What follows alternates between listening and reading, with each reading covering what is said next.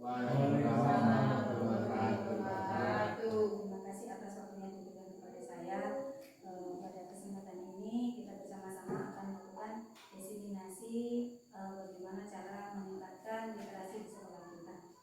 Jadi di sini saya hanya berbagi praktik baik kepada ibu semua, kepada bapak ibu semua yang ada di sini, di mana saya yang telah mengikuti BIMTEK penguatan literasi.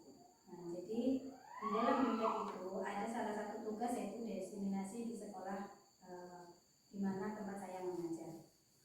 Jadi yang pertama berdasarkan raport sekolah kita, raport sekolah kita tentang literasi atau kompetensi literasi kita yaitu merah, di mana raport pendidikan itu berasal dari, Bapak Ibu yang tahu dari mana berasalnya raport pendidikan sekolah kita?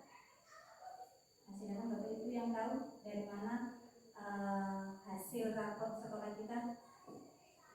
Dari itu Bu, AMBK-nya kita, maksudnya waktu kita mengerjakan apa?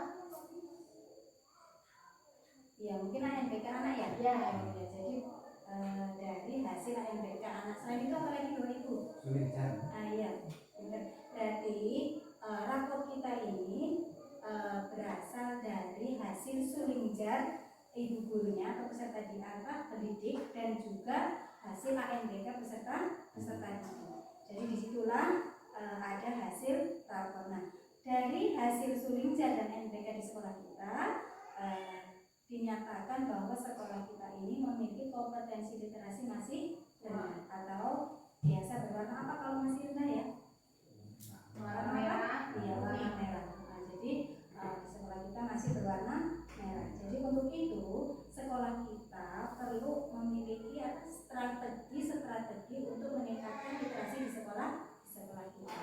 Strateginya itu apa saja kira-kira yang dapat kita lakukan untuk meningkatkan kompetensi literasi di sekolah kita. Nah, salah satu yang sudah kita laksanakan di sekolah kita yaitu membaca 15 menit. Ya kan Bapak Ibu? Iya.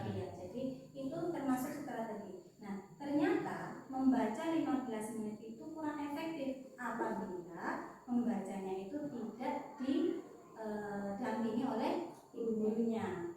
Jadi selain kegiatan membaca 15 menit ini perlu adanya strategi lain.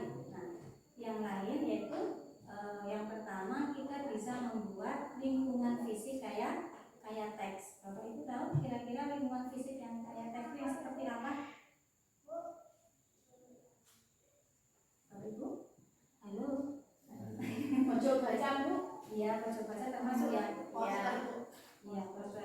Sering dilihat orang. Iya, jadi lingkungan fisik kayak teks itu di mana di lingkungan anak berada itu banyak tulisan-tulisan seperti ya Bapak ya. Ya, jadi banyak tulisan yang ada di sekitar lingkungan anak itu tersebut, sehingga anak tanpa disuruh dia akan membaca dengan sendirinya. Seperti itu. Itulah yang meningkatkan kemampuan literasi anak. Karena ketika anak itu disuruh untuk membaca, tentu agak sulit ya. Tetapi ketika ada sebuah tulisan, dan di situ anak tulisan itu menarik, maka anak itu dengan sendirinya akan membaca.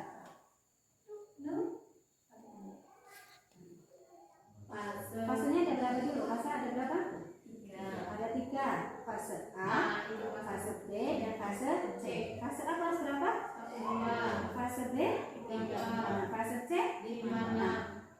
Pembelajaran untuk meningkatkan literasi di fase A, B, dan C tentu berbeda. Untuk di kelas rendah seperti tadi kita memperkenalkan simbol-simbol, membacakan buku cerita ya Bu. Nah, membaca buku cerita ini dengan cara yang pertama membaca nyaring, yang kedua membaca bersama. Saya mau tanya dulu nih, membaca nyaring itu apa Bu? Membaca nyaring. Membaca dengan jelas dan bisa dipahami oleh orang lain. Iya, yang lain. Membaca nyaring itu apa Bu?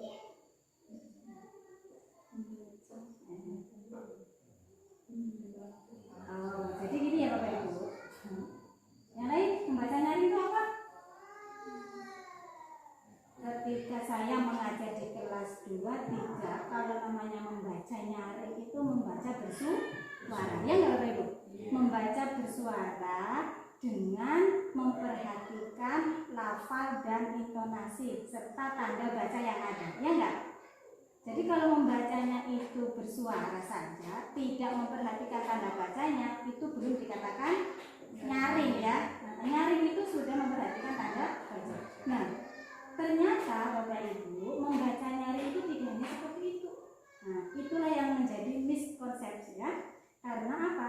Membaca nyaring yang sebenarnya adalah membaca dengan dibacakan oleh gurunya, di mana anak memperhatikan bukunya, memperhatikan gambarnya, gurunya membacakan, kemudian anak mengikutinya, seolah-olah anak itu sedang membaca sendiri. Itulah membaca nyaring yang sebenarnya Bapak Ibu. Nah, itu jadi untuk membaca nyaring di kelas rendah mungkin kita hanya membacakan buku yang pendek-pendek ya Bapak Ibu.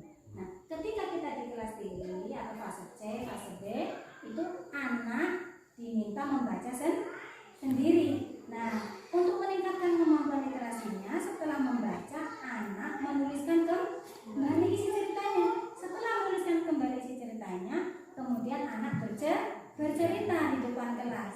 Nah, karena apa? Kemampuan literasi itu tidak hanya membaca, selain membaca juga menulis Bapak Ibu. Nah, jadi setelah di kelas 4, 5 dan 6 ya, atau fase B dan C berbeda dengan fase A, yaitu mungkin untuk meningkatkan kemampuan literasinya anak membaca buku, setelah itu anak menuliskan kembali dan bercerita di depan kelas. Jadi ada 2 yang dapat kita nilai.